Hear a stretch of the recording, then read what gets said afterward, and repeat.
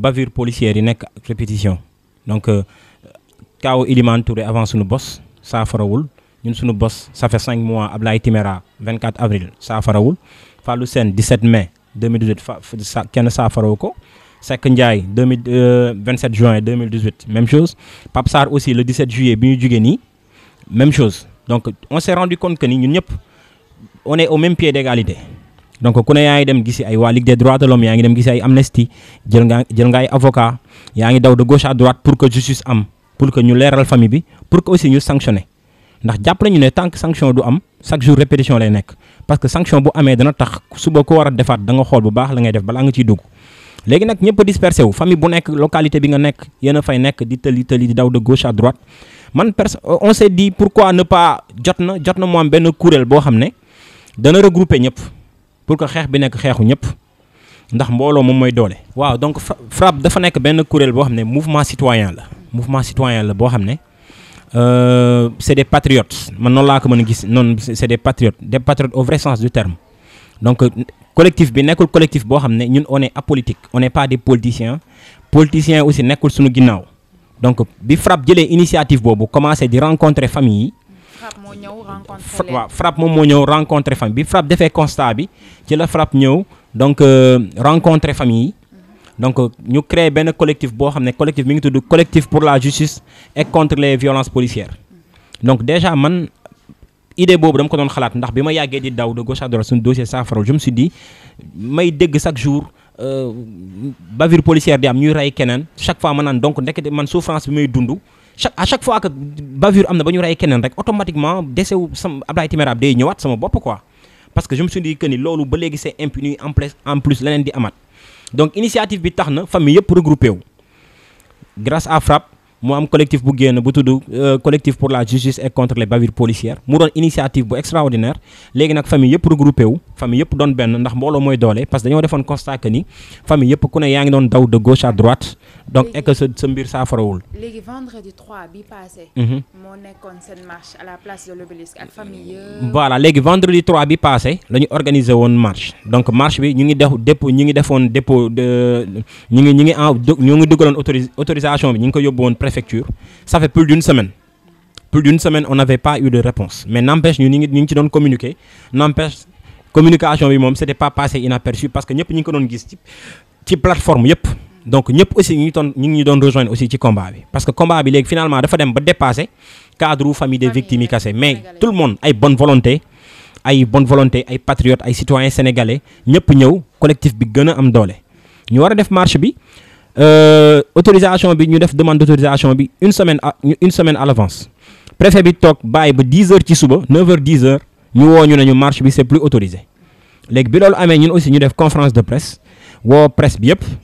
expliquer leen situation bi ni mu demee ñun aussi comme on est des citoyens sénégalais dañoo dëkk ci dëkk bi te aussi bëgguñu aussi di def loo xam ne yoon santuñu ko ndax tamit dëgg boo ko amee da nga koy conserver te boo nekkee ci dëgg bëgg dëkk bi dox lépp loo xam ne dafa dëppoo ak li dëkk bi laaj rek loolu nga war a def donc dès lors que interdit nañu marche bi automatiquement ñun aussi on a annulé ñun aussi automatiquement on a appelé tout le monde defar ay flyers defar ñëpp que ni marche bi annulé nañ ko def conférence de presse à midi mais après midi bi à 16h demaat nañu préfecture defaat encore suñu demande de marche pour le 10 bi ñu jëm pour le 10 bi ñu jëm place à 15h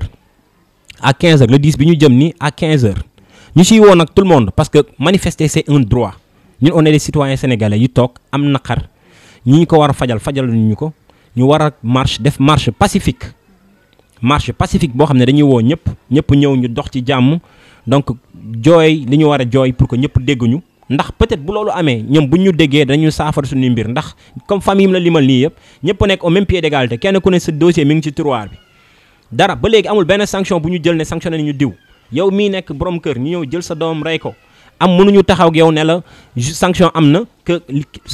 lii moo causé sa accident lii moo causé sa décès wu doom que ñu ne lii lañ ci jël donc yaakaar naa loolu bu amee war na di ñu mën a leeral ñëpp comme li muy amee ci dëkk yëpp nga xam ne ñëppay ñëw ñuy sanction yi ñëpp dem ñu ubbi enquête bi sanctionné ñuy sanctionné situer responsabilité yi mais loolu gisuñu ko fi. D'accord léegi marche le 10 waaw le 10. le 10 bi ngeen woote marche le 10 bi. est-ce que yaakaaroo leen tamit doo leen toog ba ci suba si préfet bi annulé ko. ah mais ñun daal suñu wareef def nañ ko comme ni mu la ko waxee manifester c'est un droit te bu ñu waxee nekkee Sénégal wax ni justice am na fi waxu démocratie donc yaakaar naa mënul weesu loolu mais suñu premier marche bi ñu defoon comme motif préfet bi dafa ne woon trouble à l'ordre public la waxoon. trouble à l'ordre public te nga ñëw te nga woote marche pacifique. dem ba préfecture jël say demande d'autorisation dugal ko ñu war la ko accorder ne trouble à l'ordre public bu doon trouble à l'ordre public xanaa kon duñu yóbbu autorisation ba pare toog di xaar bu doon trouble à l'ordre public biñ ko annulé automatiquement ñun aussi duñu woote conférence de presse annulé marche bi trouble à l'ordre public amu fa. léegi kon ñi ngi jox Sénégalais yëpp loolu nga wax. bon ñi ngi jox Sénégalais yëpp rendez-vous ce 3. le 10 le 3 bi dañ defoon ñu annulé ko léegi nag le 10 ñu ngi jox Sénégalais yëpp le vendredi 10 à la place de l'obélisque la ñuy tase ñu ñëpp doxandoo ba RTS mu doon marche bu pacifique boo xam ne ñun ay citoyens sénégalais lañu duñu def dara loo xam ne danañu yàqal bu ñu sayoon suñu dëkk moom mooy gën ci dëkk yëpp bu ñu sayoon suñu dëkk ñëpp a koy naw bu ñu sayoon suñu dëkk modèle lay doon ci tout le monde li ñuy wax état bi rek mooy na jël ay responsabilités am fii ñun ñëpp kenn ku ne ci liggéey boo mënti nekk sa liggéey boo ko sàmmul boo respecté wul sa liggéey boo wàccoo ak moom dañ lay sanctionner jël keneen teg ko sa place donc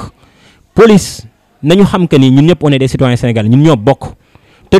xam nañu rôle bi police am ci dëkk ndax dëkk bu amul police moom musiba la xam nañ aussi liggéey bi police di def ñun ñëpp ñu koy rafetlu man dama respecté policier boobu benn policier du ma arrêté te du ma taxaw fu ma policier arrêté dinaa taxaw lépp lu ma laaj danaa ko génnee ma jox ko pour wan ko ni man je suis conforme ak dëppoo naa ak li may laaj donc ñun ñëpp dañoo respecté nañu police mais tamit ñun citoyens yi bu ñu respecté police il faut aussi police respecté ñu donc c'est tout ce qu'on demande affaire yi am na boobu ba léegi sanction amul yëguñu tinuñu xamuñu qu'est-ce qui se passe moo tax ñuy nag di def marche bi pour la justice pour dire à tout le monde qu'on veut que justice soit faite pour que suñu dossier nañ ko ubbi pour que ñu situer responsabilité yi coupable yi nga xam ne dañoo def mbir mi ñu téye leen ñu sanctionné leen du ñëpp police nu mu amee ñi def noonu bavure policière noonu la amee aussi ay policiers yu bien noonu la amee aussi ay policiers yu def seen liggéey comme il se doit liggéey nag boo gis bu ci amee ñoo xam ne seen liggéey defuñu ko comme ni ñu ko waree dañ leen war a sanctionné. Merci de vous abonner à Pikini Production. N'oubliez pas d'activer la cloche pour recevoir les notifications. Si vous avez aimé la vidéo, cliquez sur j'aime et laissez un commentaire.